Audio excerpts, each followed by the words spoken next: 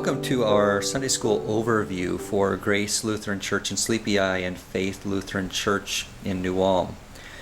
This year, because of the coronavirus, we'll again be starting off at least the beginning of this school year with online or at-home Sunday School. We ended the year last year in a similar fashion, and we've used books like this as well last year, but I wanted to give a little bit of an introduction to some of the new features with the book this year, as well as to some of the parents that were not with us at the end of last year. So in front of us here we have 4 different books. You'll notice the differences between them because of the labels. So we have a level 3 book that would be for kids in 5th through 8th grade. We have a level 2 book that would be for kids in 2nd through 4th grade. And we have a level 1 book, and the level 1 is for children that are preschool through 1st grade. In addition to the 4 levels of books for our children, we also have a teacher's edition book, and I'll go through that just a little bit later, but some parents have requested a teacher's edition with teacher's notes in it for teaching at home, and I'll go through some of the features of that book later on as well. So depending on the level of your child or children, you may have one of these levels or maybe multiple levels for your kids at home as well.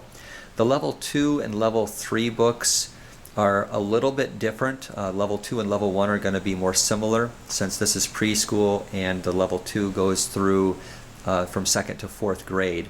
So they're geared, same lessons all the way through all of the levels, but geared to a different level at each course of the children's growth and learning. So what I'd like to do is go through, first of all, just one of our books itself and through some of the features. This year, what we have done is we've added in a table of contents. So at the very beginning, inside the front cover, you have a little bit of an idea what is inside. Last year we put a lot of this information at the back of the book. This year I moved it to the front of the book. So in the very first part of the book, you'll find our Sunday school calendar for Grace and Faith. Most of these are going to be fairly well set. We may have a couple of things that we have to juggle depending on how things go. One of those is this date here in red for our Mission Festival and our anniversary service. We don't have anything set in stone as far as that date yet. So when I wanted to put a placeholder in there though for that because we would not have Sunday school on that weekend. And so we might have to move that date of October 18th either forward or backward once we finally get a date set and we know a little bit more about the virus. At the bottom here, Christmas Eve and Christmas Day, those dates are set. Again, with the coronavirus and where we are right now, we don't know what's going to happen with our Christmas Eve service this year. We've got a little bit of time to figure that out, but we might have some tweaking to do with that as well. And then, Lord willing, by next year, we'll be back to normal again and be able to have our Palm Sunday breakfast. Last year, we had to cancel our Palm Sunday breakfast, but we do not have Sunday school on either Palm Sunday or Easter Sunday as well. So for the beginning of this year, parents will be going through these lessons with their children at home. We do have adult Bible class that will be starting in person at church, but to do this during the week or on the weekend, whatever works best for your family to go through these lessons with your children at home. One of the new features then for this year, we have added in a section called the Family Altar. And this is just a section that we've gone through in a presentation that we did at church, as well as some requests by family members to put something together that just kind of guides a family through having family devotions at home. And this kind of gives an overview of the importance of family devotions at home and how to actually do that. Some parents have said, well, I don't know how to do family devotions, or what we should do, or we don't have any resources for that. This is to provide some of those resources right in with your Sunday school books with your kids so that you can make use of those. And this has some different ideas. What we're going to do is we're going to get to 2 settings that I have set in here. Setting 1 is intended for families with younger children in particular, the prayers are a little bit simpler. It's kind of an introduction to the parts of the catechism. And you don't have to use this entire setting exactly as it is either. You can take parts out of this setting and introduce your kids to them, but use them. If each one of your kids has their devotion book or their Sunday school book, they can each be following along, and you can tell them, okay, we're going to go through this setting now.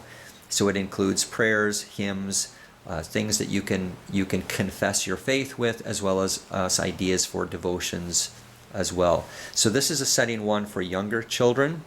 And then the next page has setting 2, which is intended for older children.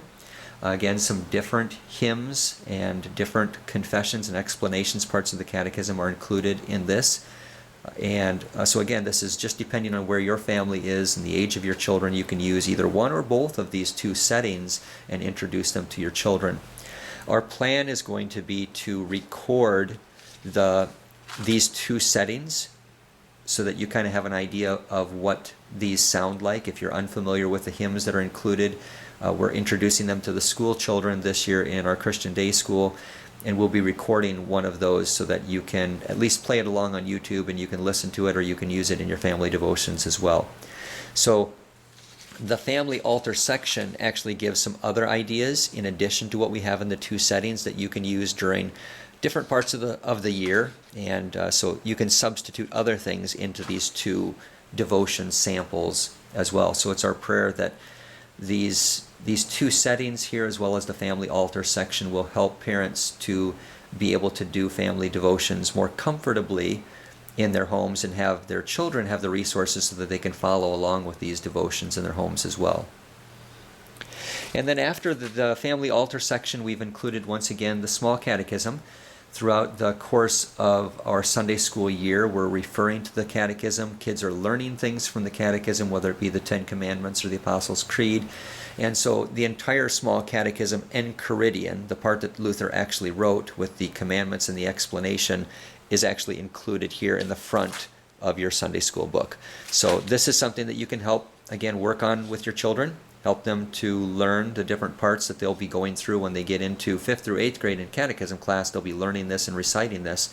But even at a younger age, you can begin to introduce it to your children. At the end of the small catechism here, we have also a section of daily prayers. And so these are going to be things that are included in the settings earlier on, the morning prayer and evening prayer. And there's also 2 prayers in there for meal times, so both before and after prayers of thanksgiving. So after that, then we get into the lessons themselves. And again, the first part here, our schedule outlines the dates in which we would be going through those lessons, and these are all set up in order. So this year we're going to be focusing on the New Testament. Last year we did partially in the Old Testament and then got into the New Testament. A couple of the lessons that we're going to go through this year are repeats from last year, but only a couple of them, and that's right at the season of Lent when we get into the death and burial of Jesus. A couple of the lessons are the same, and so maybe your children had those last year, but they'll be good reviews for them. Same thing with a couple of these with the birth of Christ we had last year also. But the majority of the lessons this year are going to be new to us and to the kids from the previous year. A couple of things that we're going to focus on this year, since we're focusing on the New Testament. In the second half of this first quarter or semester, we're going to be focusing a lot on the miracles of Jesus. And then the beginning of next year, when we come back after Christmas break, we're going to be focusing a lot on the parables of Jesus before we again get into his crucifixion and resurrection. And then at the end of the year, we're going to be talking a little bit about some of the events of the early church that is recorded in the book of Acts. So just some different stories to be going through this year. So this is the level 3 book, and there are activities inside the lesson itself. There are going to be things that the kids are going to be going through. There's the lesson to read through. Usually there's a little bit of an introduction or just some thoughts to go through to begin with. Reading the story, and in the upper grade level 3, you're basically going to be reading this right out of the Bible, included in here. Then there are questions, fill in the blank or multiple choice, or there's different ways that we go through and kind of review the story. There are usually Bible passages for the kids to work on during the course of the week. And then there's usually a hymn verse to use either to sing or to introduce them to as well. So this is kind of the way that you're going to see that with the level 3, the upper grade kids. With the lower grade children, at level 2, so this is 2nd through 4th grade, a lot of times you're going to have a coloring page that they can color. The story is going to be shorter, and the questions and the review of the story is going to be simpler. So here we have one where they're just going to be inserting a word into the blank. So that's a little bit easier, and this is matching, putting words again into the question as it goes. Again, you're going to have a Bible passage and you're going to have a hymn verse with each one of the lessons that are going through. And then sometimes with the level 2, you'll have some sort of an activity. With this particular activity here, this is probably something you could actually rip this page out and you could cut this out and stick it together. Another option would be for you to photocopy this, and then you have the page still in your book if you want to save the other side for the worksheet for the kids. But some of them are actually, especially when we get to preschool and through 1st grade, a lot of the activities are activities that will need to either be cut out or done separately. So if you would like copies of any of those things, if you do not have a photocopier, you can let me know and I can print those off for you and make them available. But otherwise you'll have to pull them either out of here and use the sheet that's in here. At the preschool level, again, you'll see them just getting to a little bit of a lower level, a lot more in the coloring aspect. So, but sometimes there'll be things that, like this one here, they have to cut this box out and they'll put the box of Jesus in it. It's much simpler as far as just following the lines. Most of this is going to be questions that you're going to be asking the kids. They're not going to be filling it out. So if you have a 1st grader who's a little bit more advanced, you might actually want to use the level 2 book as opposed to the preschool book. But we wanted to have something that was going to match, especially for the preschool kindergarten kids. So you might find that your kids are just a little bit ahead of where this book is, or maybe a little bit behind with one of the other ones. If you would like a different book for one of your children, if you're finding it's too simple or too hard, let me know. I do have extra copies of these available. So that's a summary of the different level books. I'd like to take a minute now and go through and just kind of summarize the Teacher's Edition.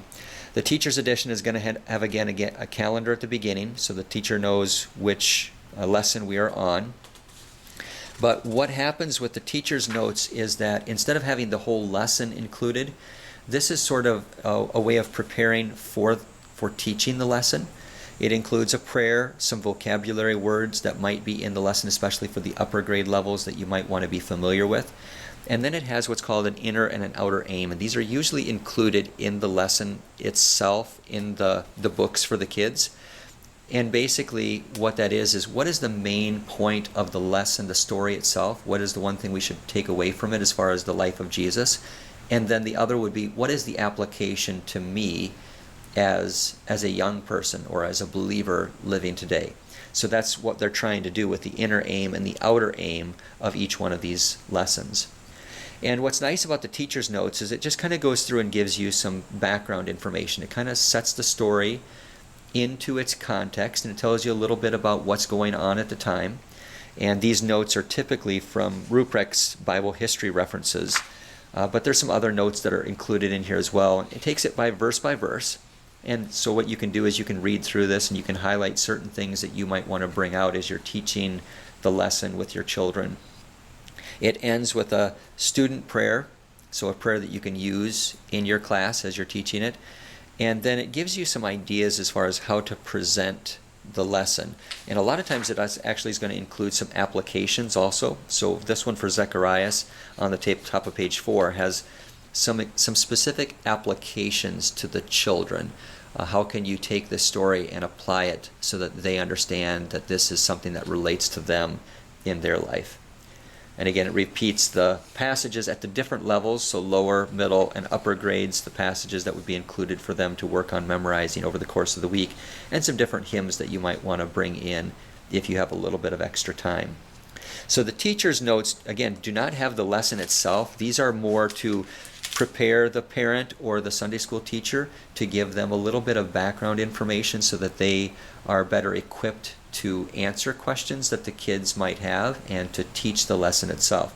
So I do have extra copies of the teacher's notes available as well. If you would like a copy, you can let me know and I will get a bound copy of this. If you go to God's Hand in Our Lives on the CLC website, God's Hand in Our Lives, which is right here on the cover, they have their own website, and all of the lessons and all of the teacher's notes for all of the lessons are actually included lesson by lesson on their website too. So if you don't have your books, you can go online and you can get the lessons as well.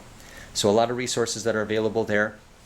We will be doing videos at the beginning of this year while we are doing at-home Sunday school in order to kind of walk through either the parent or the upper grade students through the lesson. So you can either use them to prepare you for teaching the lesson at home, or you can put your kids in front of the video and have them go through, and basically it's just like a Sunday school lesson with them. So either way, you can use that video in either of those two ways.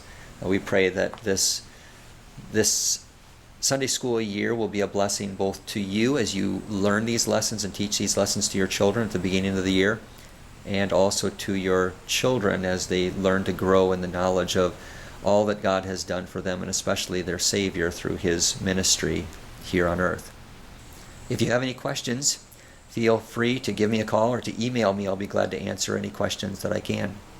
The Lord bless your service to your children.